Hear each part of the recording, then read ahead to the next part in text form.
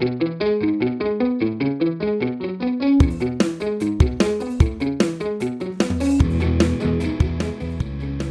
to the Aussie Game Podcast, where we talk all things Australian football. Coming up on this episode, Mohamed Toure makes the perfect start to his life as a Canary, with his goal on debut sealing the win against Blackburn. Elsewhere in Europe, several Aussies are in relegation trouble, while some others have an eye on promotion. Michael Valkanis sees red in Redcliffe. The Mariners get their redemption, and Clayton Taylor keeps the Jets top with a hat-trick.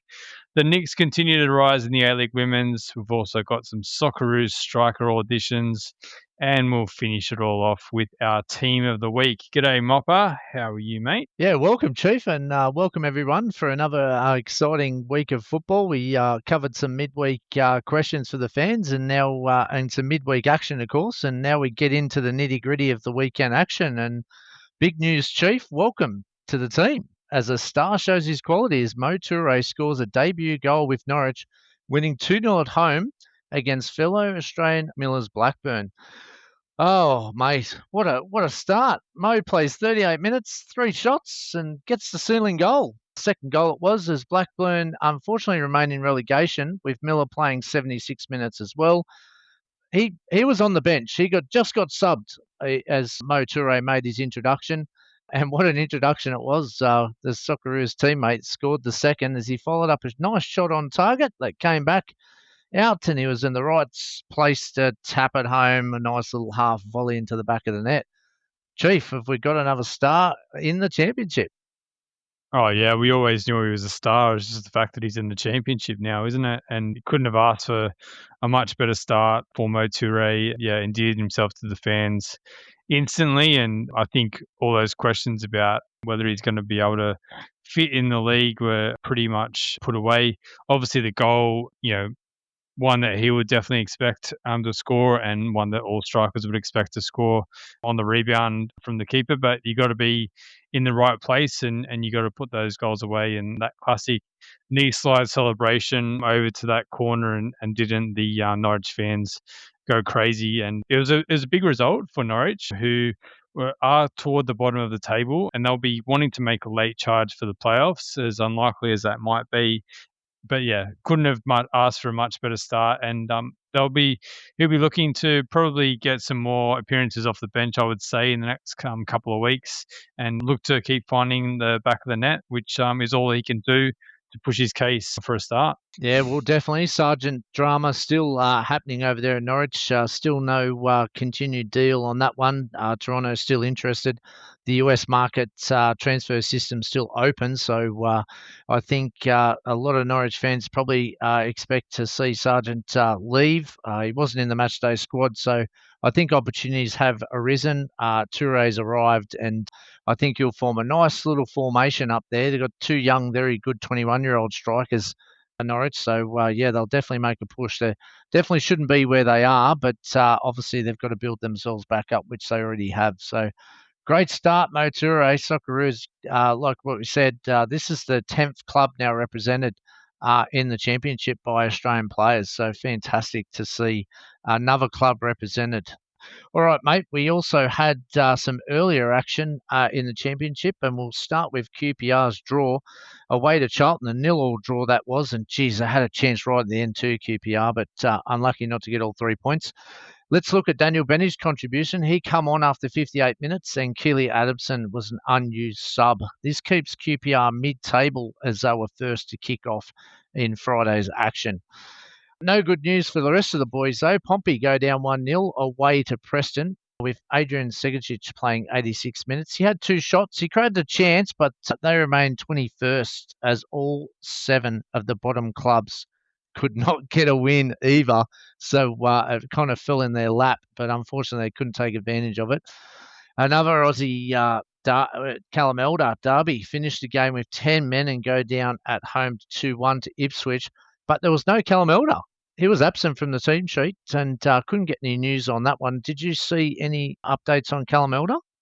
No, actually, I was watching the game late on Saturday as I was doing something else, and it took me about 20 minutes to realise he wasn't out there until he was mentioned. But not sure if there was an injury there or maybe that was just some rotation. But yeah, he's normally a stalwart in that left back position for Derby County, isn't he? Yep, that's it. So we'll wait to see what happened there. Maybe it was just a little bit of sickness.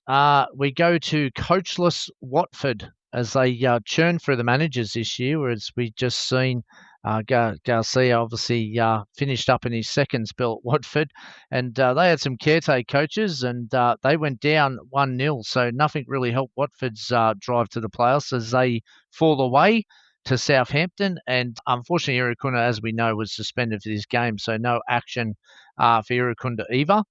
And Chief, if Middlesbrough beat Sheffield United on Tuesday morning, they will go top by 1 point as Ipswich won, but Coventry, again, just in a flat spot. And Borough have the chance to lead the way into the final games of the championship in the last quarter of the championship finals. Hey, how's that one for the old Borough fans? We've got two representatives there in McGree and Silvera, so I'll be watching that one very closely.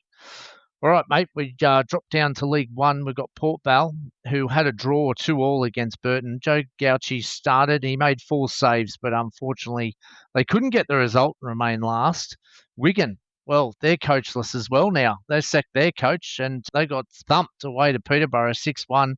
Rafael Borges Rodriguez played 79 minutes and an hour in relegation spot in 20 seconds. So it's curtains for the Wigan coach there after that one. Cardiff, though, top of the table, cruised to a 3-0 win over Rotherham. And with Alex Robinson starting in the midfield and playing 76 minutes, they remain top of the league in a very comfortable position. And, Chief, we've got the Women's Super League. We had one game last night. We had Leicester go down 2-0 to Man U at home with Emily Van Egmont playing a full game and remain in a dangerous position on 9 points in 10th. So I think Liverpool on 7, so only one win away, but now I've got a game in hand. So looks dangerous times for some relegation battles for some of the Aussie women as well. All right, mate. Not much action in Scotland, but we had an Aussie debut midweek. Ante Suto had signed for Hibs during the week, and didn't he make an instant impact, scoring a stoppage time winner after coming off the bench in the 63rd minute in his debut. Nice header. Fortunately, Ashley Maynard-Brewer in goal for Dundee United couldn't do anything about it, just kind of looped over him. I felt really sorry for Maynard-Brewer actually with the goals conceded, because one was an own goal, and the other one he didn't have much of a chance either. So yeah, he's had a bit of a rough start to Dundee United time, Ashley Maynard-Brewer, that's for sure. So let's hope that he can start to get them some points. Sapsford also started in this one, but couldn't make an impact on the scoreboard. Martin Boyle could though, however. So yeah, 2 of the boys at Hibs getting some goals in this one as they continue to push up the table. They're looking at pretty good for that 5th spot in Scotland. Let's jump over to the Eredivisie, mate. Saturday morning, Max Ballard captains Zach Brader, and his side go down to 10 men in the 12th minute. They then go down 2-0 in the game with a mountain to climb on the bottom of the ladder. Their side show potential, though, which gives me some hope. More possession, more shots in the game, and the calendar has them playing the 3 sides down the bottom in the next 3 fixtures. So what a very important couple of weeks in Mac Brader's season. And of course, for Max Ballard, we definitely want him to stay up in the Eredivisie. Same goes for Heracles, who go away to NEC and get beaten 4-1. Hrusic playing a full game. New signing Reece Bozanovsky not in the squad yet, but they're definitely right in that scrap, and every point is so crucial in the Eredivisie. It's good to see in the Eerste Divisie, the second division in the Netherlands, that ADO Den Haag, they break a 5-game winless run, beating Roda JC 3-0. This clash saw Cam Pupion versus fellow countryman Josh Nisbet. Both started with Pupion getting 56 minutes and Nisbet playing a full game. This now eases the pressure on Den Haag on top of the league, 6 points clear, having played 2 more games. Yeah, so good to have them get back on track, which was fantastic. And what about Captain Fantastic over in the Bundesliga, mate? Oh, mate, Jackson Irvine, he leads his side to a massive 2-1 win, Chief, over Stuttgart, playing a full game as they edge closer to survival. They just remained 2 points off, but that was a big 3 points gained overnight and a massive win. So well done to Captain Fantastic there, as you rightly so. In Austria, too, we had some action. Rapid Vienna drew 1-1 with Hartberg. Jed Drew, getting back from the under-23s, getting 10 minutes off the bench there. No Tilio for Rapid. I couldn't find out why he wasn't on the team sheet either. So that's interesting news from Tilio's point of view as well. In Switzerland, we're still following young Liam Chipperfield as he starts for Sion, and he gets 68 minutes as his side was locked in a 0-0 draw with Luzerne. Croatia, we've seen 13 minutes off the bench for Anthony Kalik in Hadžić Split's 2-0 win over Slaven. In the USA, we've got some news there as well. We've got Giuseppe Bavani goes on loan from Vancouver to Swedish club Rebo SK for the remainder of 2026. That's an interesting move going over there. Well, any thoughts on that one? Is it because US have got a little bit of a gap, or just looking for some game time? No, I think it's a good move for him. He did have some limited game time at Vancouver. A majority of his game time actually came with their second team, so I think it's a good move. We saw a bit of Bovalina in the under-23 Asian Cup, and he's still quite a raw player.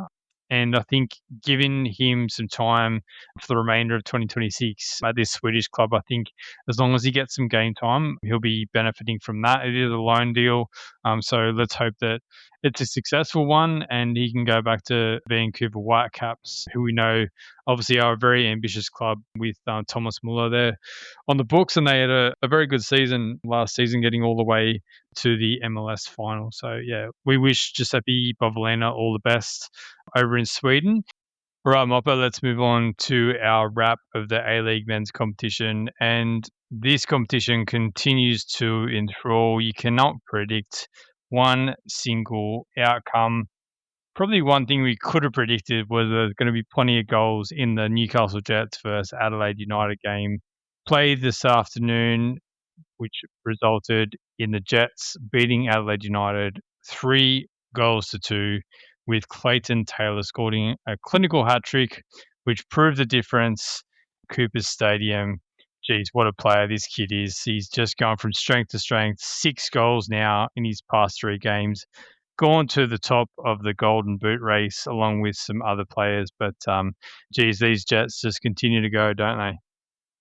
Oh, mate, as all year we predicted that this side would, after the Hung Cup, be electrifying, and it's certainly been the case, hasn't it? The entertainment and the football style that we keep talking about week in, week out just keeps going. And to go to Coopers and win away from home and score 3 goals is just another notch in their belt, and they just build on the top of the table now, don't they? And they're the team to beat, and they've set the standard football-wise, and the production line is very long. The depth even in this squad, players coming in off the bench, there's still some excitement on that bench as well. So, yeah, this is going to be an exciting period for Newcastle, and we know that they've done the pre-work to lock down some of these players.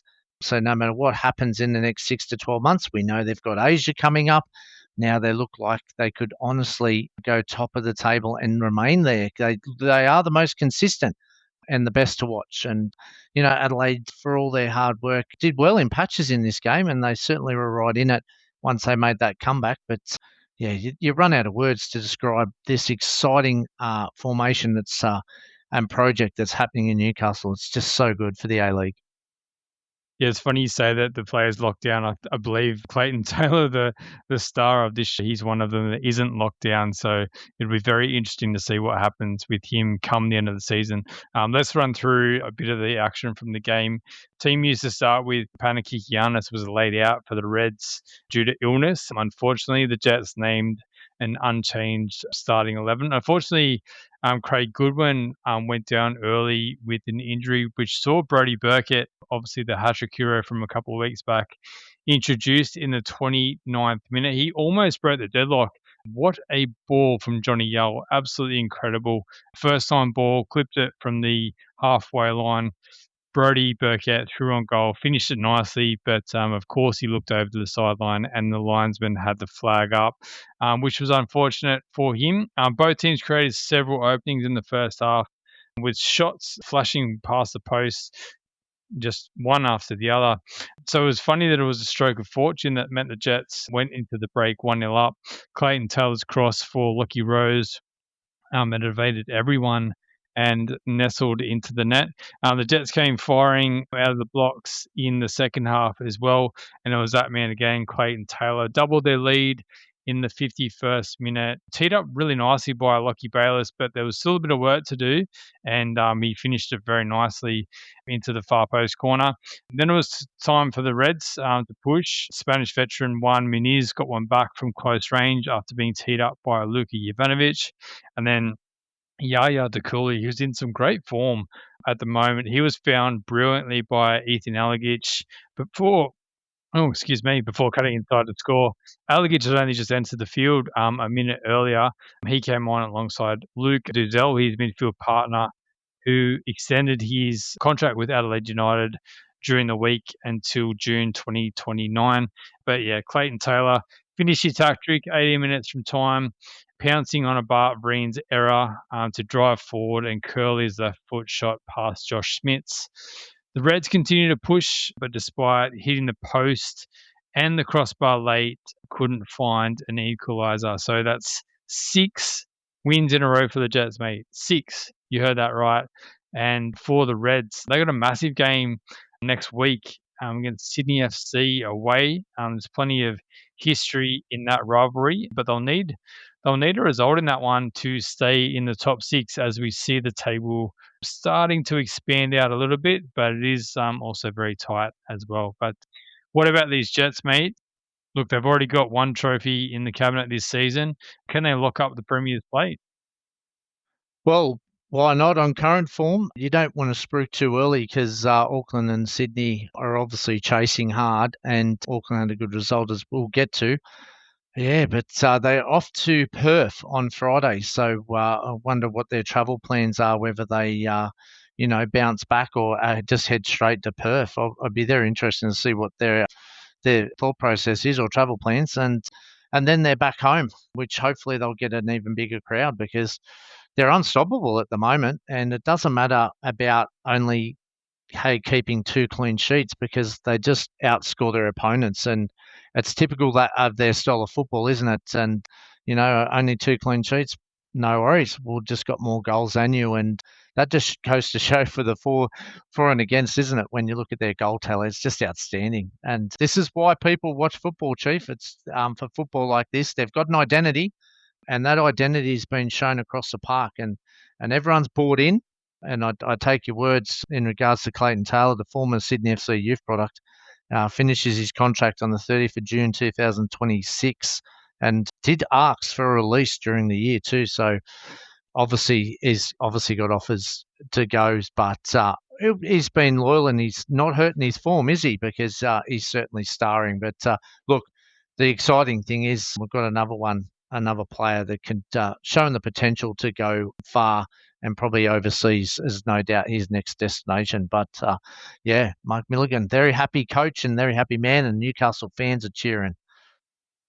Yeah, I think the fact that Clayton Taylor is going to be able to go on a free, he'll have plenty of clubs after him for sure, and it might even for him personally be able to increase his wage with that club. But just love his directness. Obviously there's a bit of fortune in the first goal, but the second one was well taken, and the third obviously pounced on that mistake from Breens. But that's a typical Clayton Taylor goal where he either wins possession or he's given possession kind of in that toward the halfway line. He just drives forward with so much desire, and he's got the finishing and the clinicalness as well. So fantastic game from Clayton Taylor. As I said, goes to equal top. In the Golden Boot standing, 6 goals in 3 games. So certainly a player in some great form. Let's go to Friday night, mate. Melbourne Victory beat Wellington Phoenix 3-2. Both teams were desperate for a win in this one, sitting just on the edge of the top six. New signing for Victory, Charles Nduka, got a start and provided a good focal point for their attack. Directing the balls into him and then having their dangerous players run off him. The opening goal came from a corner when Seb Esposito, who had a fantastic game, glanced his header into the far post. Bit of VAR controversy in that one, whether Jason Davidson, who was in an offside position, touched the ball once it was past the line, but the goal was given. The Knicks hit back though, winger Carlo Armiento just before half time with his left foot rocket. Too much power for Jack Wachowski, and right in front of that yellow fever on the Wellington Phoenix fans, and didn't they enjoy that one? Victory took the lead into the half-time break though when Nishan Veluple, just as I was explaining before, bounced the ball off Charles Nduka and slid the ball under Albie Kelly-Hield for the Victory to take a 2-1 lead into the halftime break. Wellington had a good spell to start the second half, though, and we saw a controversial VAR decision eventually go away. The home side wasn't in the box. Was it outside the box? Was it a foul? Was it not? I know you've got something to say on that one, Mopper. The dominance prompted some changes from Arthur Dillis, and one of his substitutes, Louis Dorigo, headed them into a 3-1 lead. Wellington did get one back, though, through Roderick Miranda, who needed the ball into his own net. But a combative and sometimes bloody affair ended 3-2 to Melbourne Victory. What did you make of this game, mate? Yeah, I was a bit disappointed with Wellington's response in the second half. They just couldn't create anything. And, it was all hopeful balls. There was no real, intelligence to their football, and really found it hard to create anything to really get back in this game, even though they did score those 2 goals. I thought their second half performance to try to come back was just lacking in their style of football. Yeah, the officiating was probably made unclear by the referee himself. He made the decision himself to call a penalty, so obviously he's seen something. I just thought it quite strange, and whether it was outside the box, inside the box, it doesn't really matter, because what it come back is just a drop ball, which is just what I find very strange. And I think they completely balls that up and got that one wrong, because if the referee's seen it, then at least should have been a minimum of a free kick. But unfortunately for the Wellington fans, they just can't seem to get it right at the moment in moments in games, and just the flow of football for them, it's too many mistakes, and it's costing them big time. And really, they're shooting themselves in the foot. That's 2 weeks in a row where they'll look at it and just go both at home and just couldn't seal a deal, or couldn't get into this game in a lot better fashion. But Victory, they played some good football. They were there in moments again.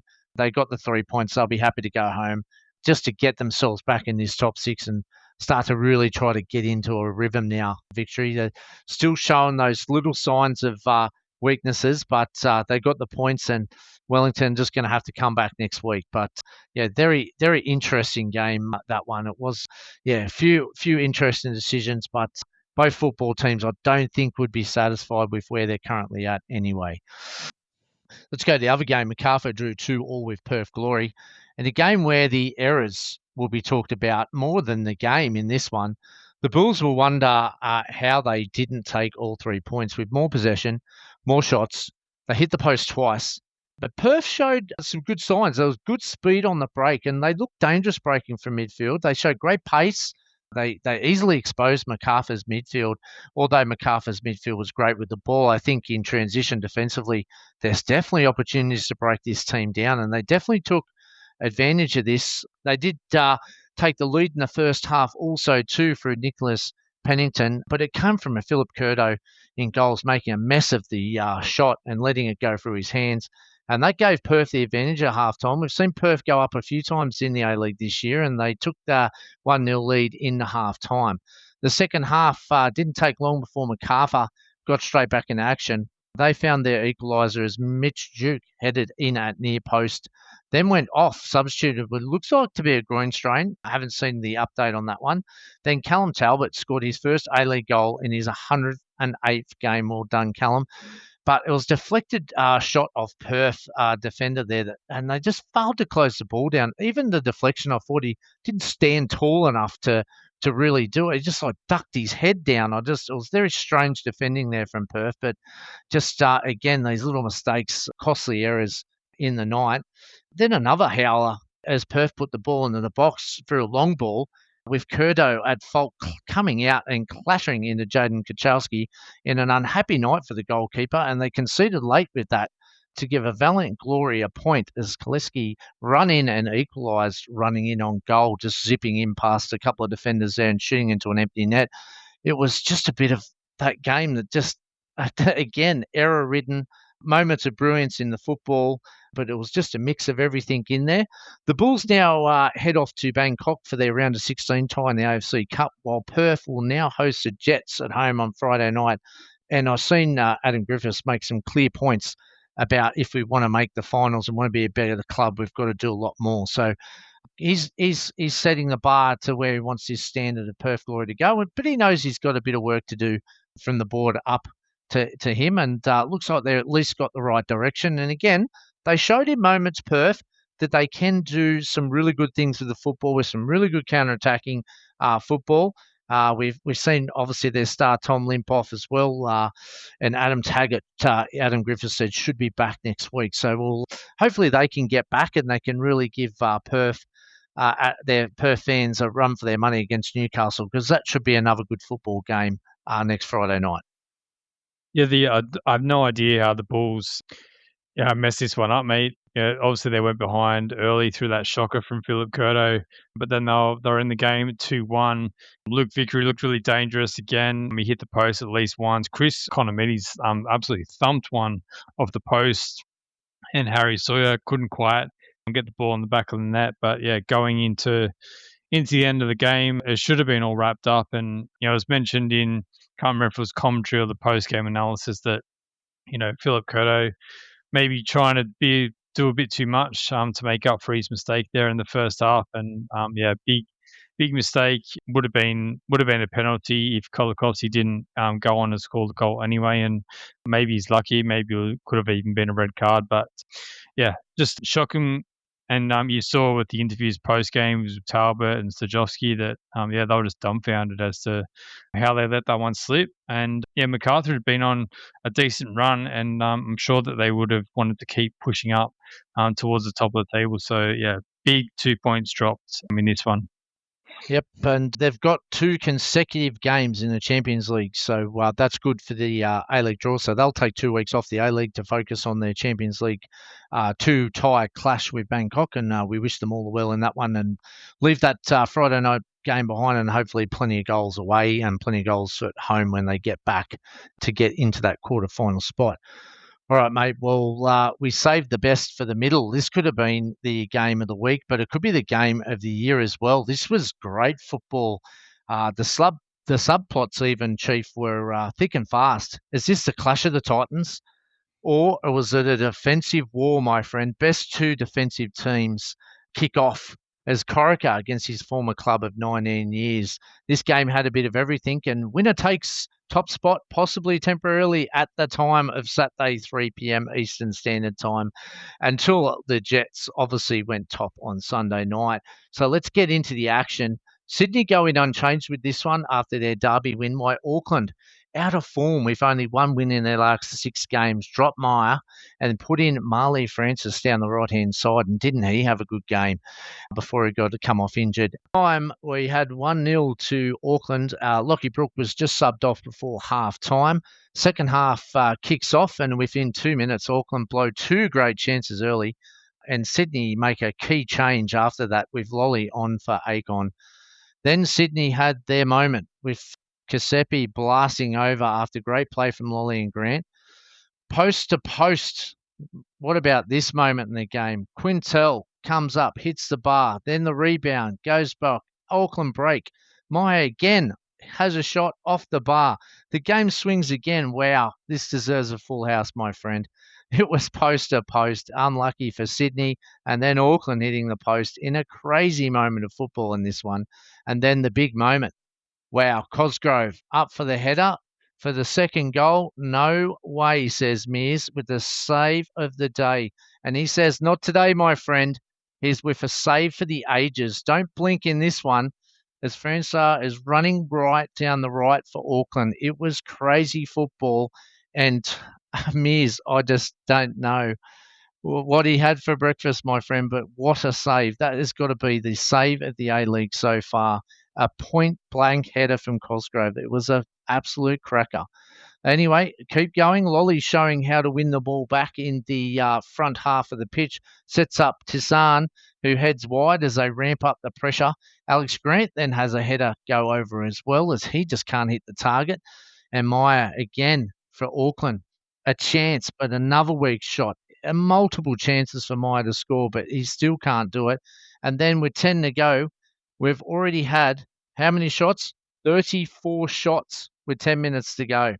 Meyer then comes into the game again, hits the bar again for the second time. The rebound has another go, but wide. He just asks how and why. It's crazy times for Meyer. He just looks to the gods for this one.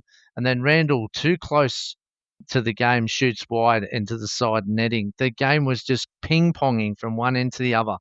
5 minutes is injury time as support try to get Auckland home in this one. And Tissian's last-minute header is saved, and they finish the game, Auckland 1-0, reclaiming top spot for the short moment of a day. But, Chief, the game finishes with 40 shots, nearly a shot every 2 minutes. Absolute crazy. And some signing at the end of this one as well. We've got young James Hilton, 24-year-old keeper from Marconi, signs for Auckland FC to get some more depth in that one. Wow, what a head spinner this one was. What a cracking performance by both teams.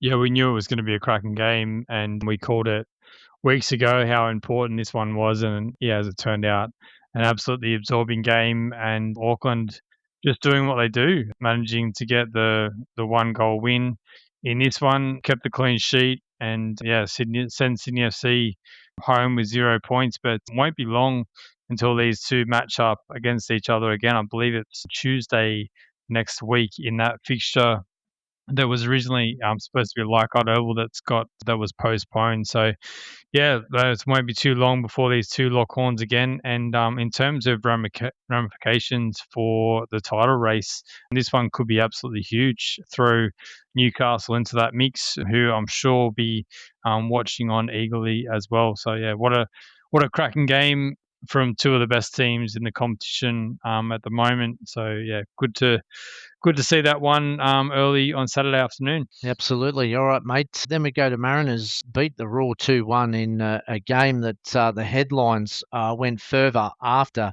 this game. And it didn't take long for this rivalry to rev up. And we all remember what happened at the Central Coast last time.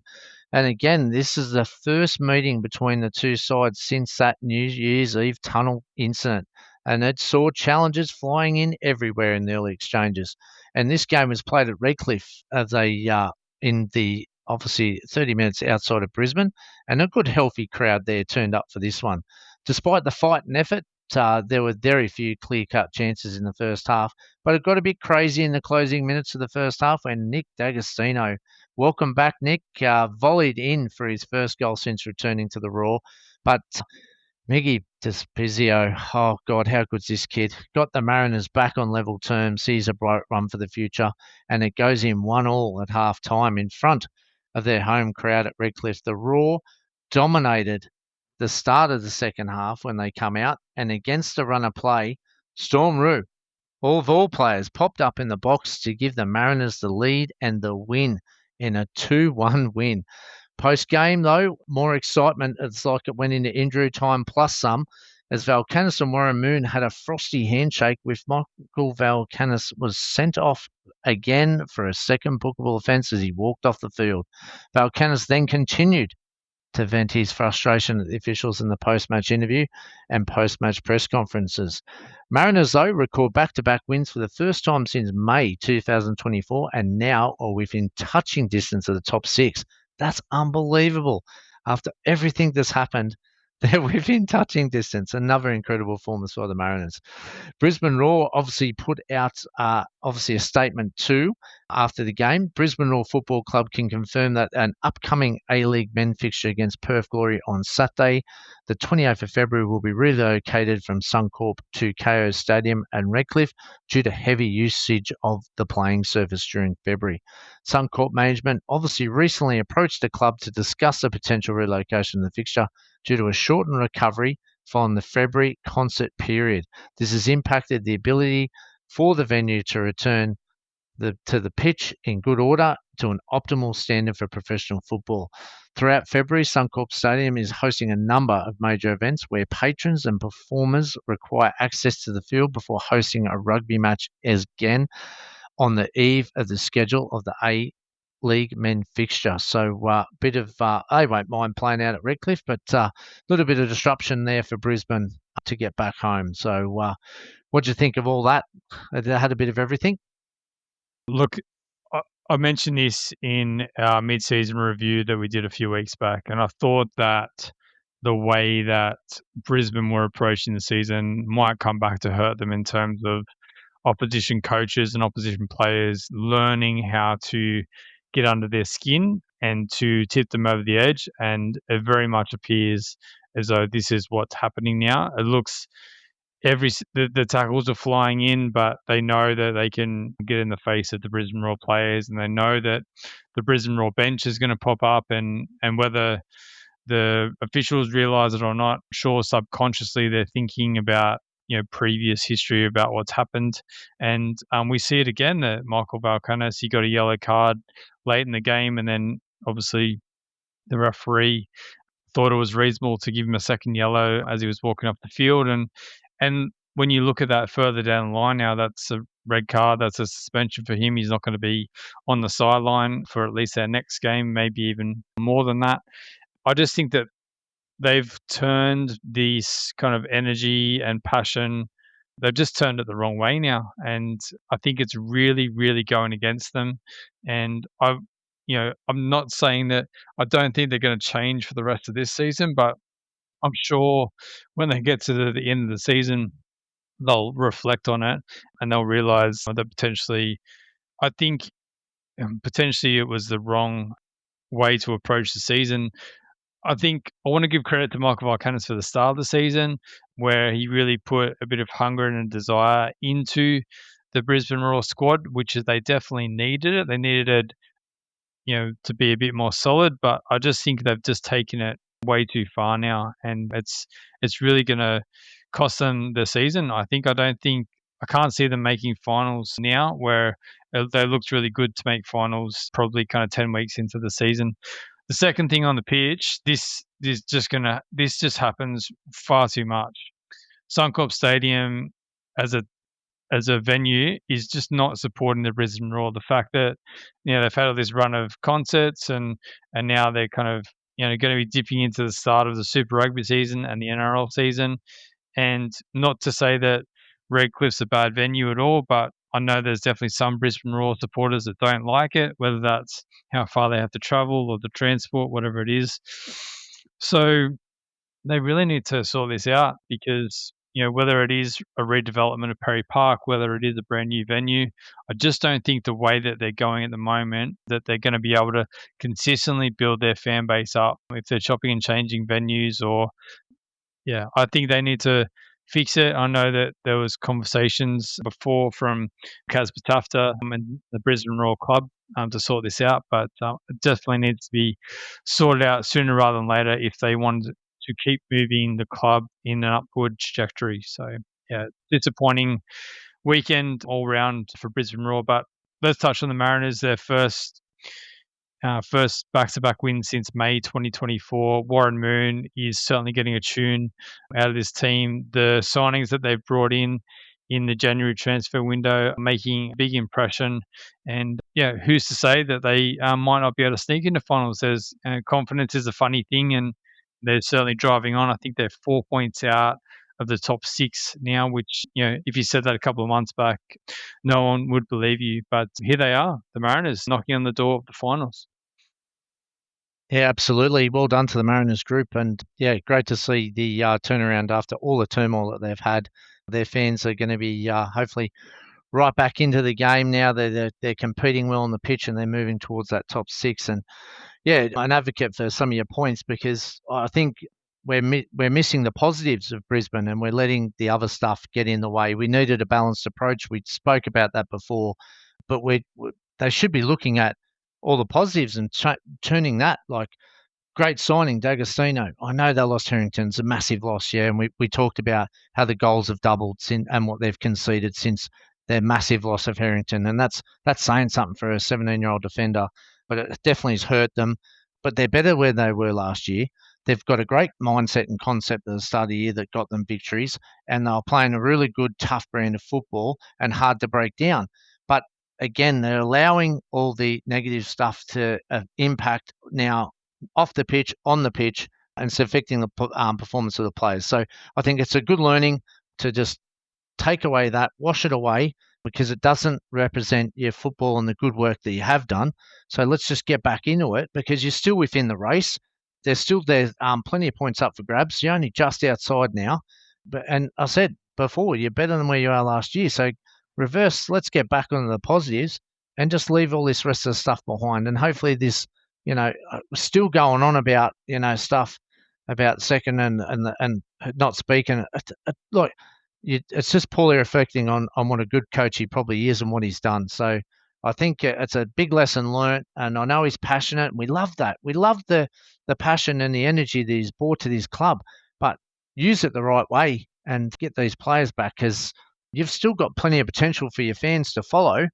And yeah, just get that mindset back in there because in the professional game, what you perceive is what you're going to get. And if you put that out there over the top, then it's going to come back at you and you're going to be targeted. And that's what's unfolding. So look, we wish them to bounce back, Brisbane. And I agree with you with the stadium. Suncorp does not fit the purpose for that football club.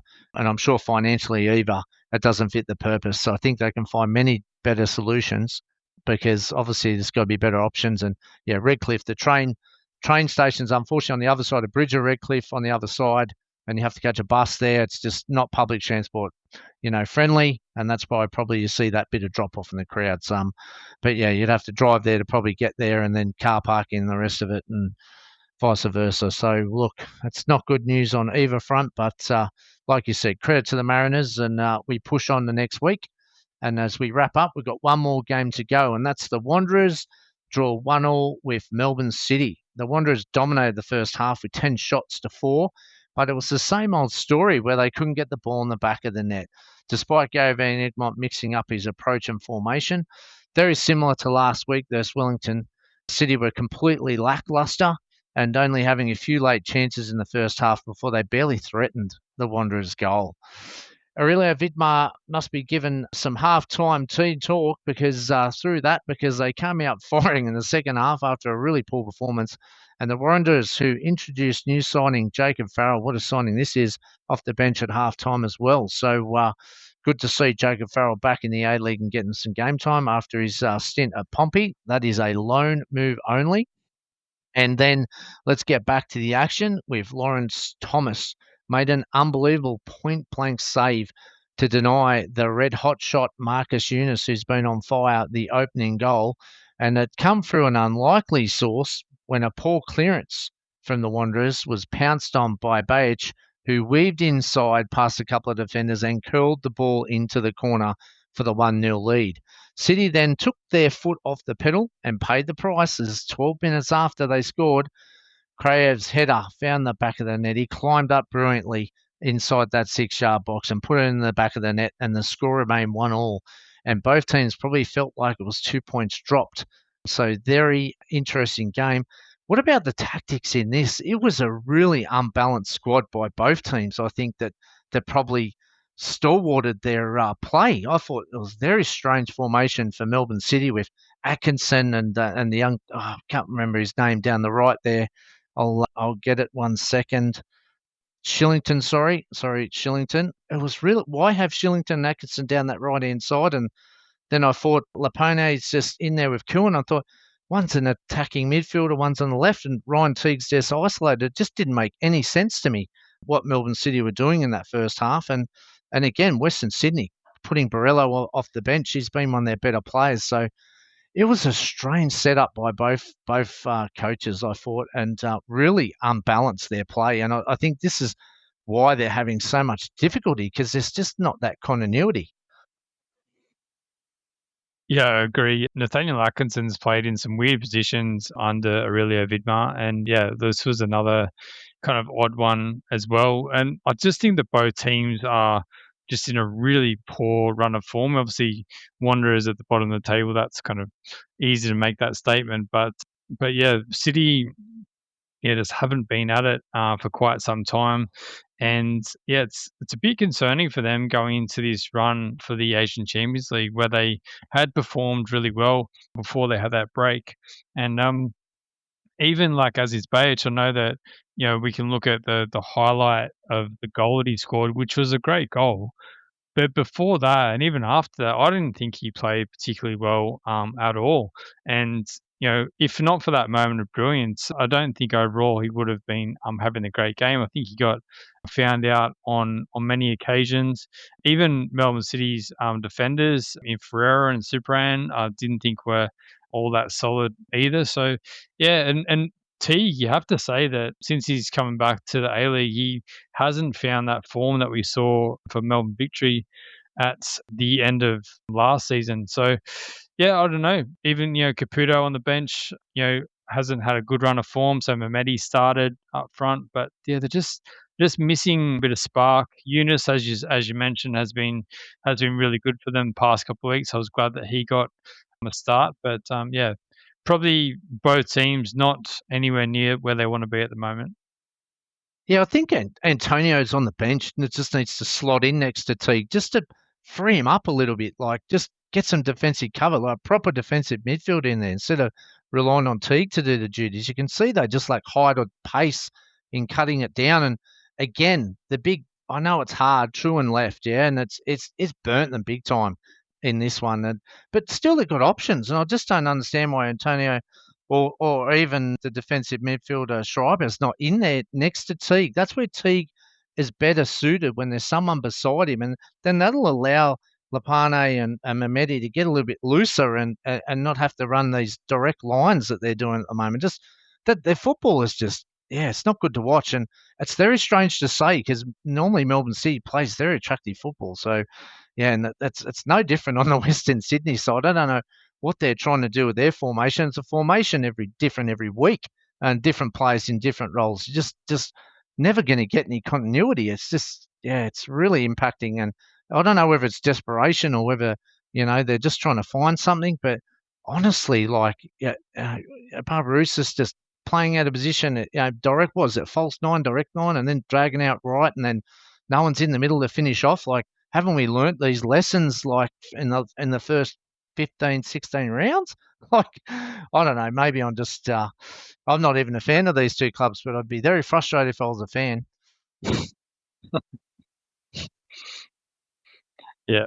Yeah, as I said, Wanderers still last, and Melbourne City in danger of missing the six if they don't get their act together in the back end of the season. Mopra, I wanted to draw your attention. I mentioned in the opener that we had some Socceroos striker auditions, but what about this list of names that have scored in the past 7 days? So Mo Toure, obviously for Norwich, Nick D'Agostino for Brisbane Roar, but then went off injured. Mitch Duke for Macarthur, but then went off injured. Nishan Velupile, more of an attacking winger, I suppose, than a striker, but he slotted his goal against Wellington. Martin Boyle on the scoreboard for Hibs, and Ante Suto, I think he's probably a long shot even for the March squad, but he got his goal for Hibs. So certainly as we get closer to this World Cup squad, plenty of players putting their hand up, and it's the type of headaches that you want Tony Popovich to have. You want some strikers scoring consistently. And look, as of this afternoon, would you dismiss Clayton Taylor being a smoky for the World Cup squad? Oh, I'd love to see it. But yeah, there's a couple of players that scream out from the Jets. But yeah, look, maybe in the next 12 months. I don't think the World Cup squad, but I'll tell you what, Oh, mate, it'd be exciting to see, even if it was for those friendlies at home. Well, why not? Popper did say, like, he'll add to what he's already picked. So, you know, but for the rest of them, we've seen Boyle, Valupale, Duke, D'Agostino, Toure all being part of the Socceroos in the last 12 months. Sudo opens up another question, doesn't it? And we still haven't seen Sapsut either. So, or Segicic start for the Socceroos. So, isn't it just a great position to be in as all these attackers, and they all offer something different as we keep talking about. So, now good luck to them. Keep putting it all in the back of the net, and just try to stay fit so you can get some consistency. It's been stop start for all of them, hasn't it? The last 12 months. Yeah, for sure, mate. All right, let's have a look ahead to next week's fixtures in the A-League men's competition. It starts on Friday night, Friday the 13th, mate.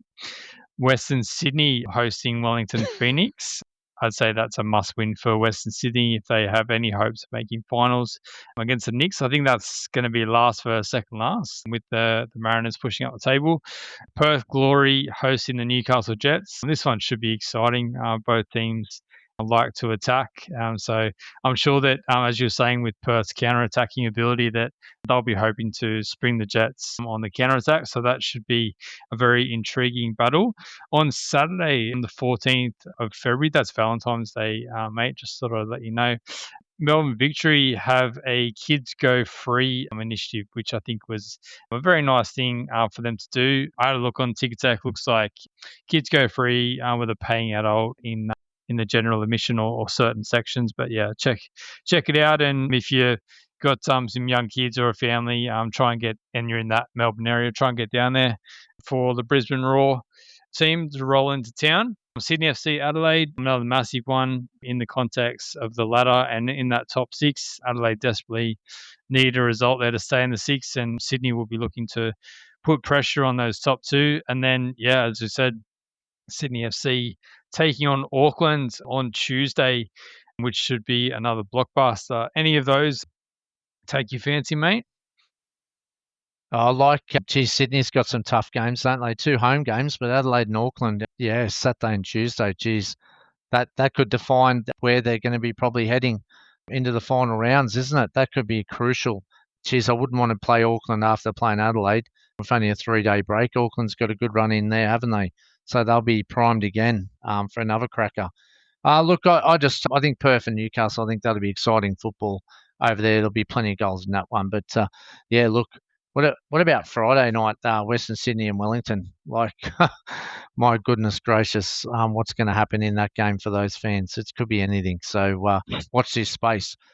All right, let's go to Team of the Week. As you said, Marty Harris and Devonish Mears. How could we not include this guy? I know his team lost 1-0, but geez, it could have been 5, 6 or 7 if he wasn't in goals for Sydney FC on Saturday. Callum Talbot at right back. How could we leave this bloke out after scoring his first goal after 108 appearances?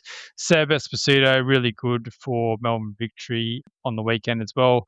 Haley Taylor-Young for Canberra United, and Lucas Moragas, I didn't pick as his beige at left back, mate. And as I said before, outside of his goal, I wasn't that impressed with his performance.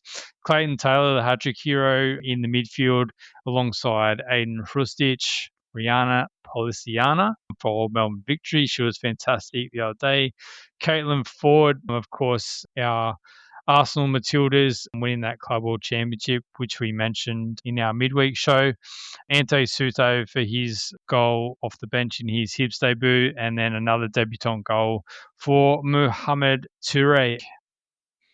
Okay, mate, that's just about going to do us for tonight. There was not that many overseas games because there's a whole heap of games coming up tonight as we record Sunday and into Monday morning. So yeah, we look forward to waking up tomorrow morning and seeing all those results. As mentioned at the start, there's plenty of Socceroos in a bit of a relegation scrap and others that are looking for promotion. So plenty to play for, particularly in Europe and obviously in the A-Leagues as we head to the back end of a lot of our seasons. We'll be back during the week, midweek, with another special episode. But in the meantime, enjoy your football.